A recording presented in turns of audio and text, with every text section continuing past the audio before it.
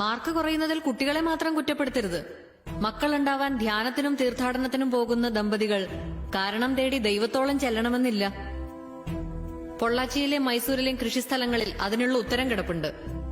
കേരളത്തിലേക്ക് അയക്കുന്ന പച്ചക്കറികളിൽ കുത്തിവെക്കുന്ന ഹോർമോണുകളുടെയും ആന്റിബയോട്ടിക്കുകളുടെയും രൂപത്തിൽ. കണക്കുകൾ അവിടെയും തീരുന്നില്ല. 50% കഴിഞ്ഞ 10 വർഷത്തിനിടയിൽ കേരളത്തിലെ ക്യാൻസർ ബാധിതരുടെ വർധനാ നിരക്ക്. ഇവിടെ ഇന്നീ കൂടിയിരിക്കുന്ന നമ്മുടെ ബന്ധുക്കളിലോ പരിചയക്കാരിലോ ഒരാൾക്കെങ്കിലും ക്യാൻസർ ഉണ്ടായിട്ടുണ്ടെന്ന് അർത്ഥം. ആ എണ്ണം ഇനിയും കൂടുമെന്നതും പ്രൂവൺ സ്റ്റാറ്റിസ്റ്റിക്സ്.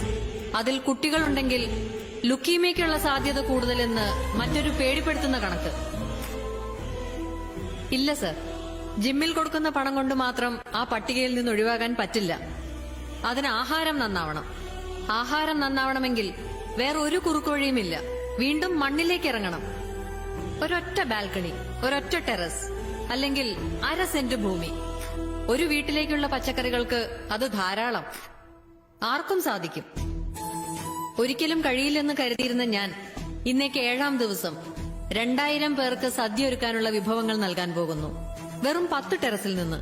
ഈ വേദിയിൽ എനിക്ക് പറയാനുള്ളത്, ഒരു വീടോ ഒരു ഫ്ളാറ്റോ ഒരു സ്ഥാപനമോ എന്ത് നിങ്ങൾ പണിയുമ്പോഴും കൃഷിക്കുള്ള സ്ഥലവും അതിലുണ്ടാവട്ടെ.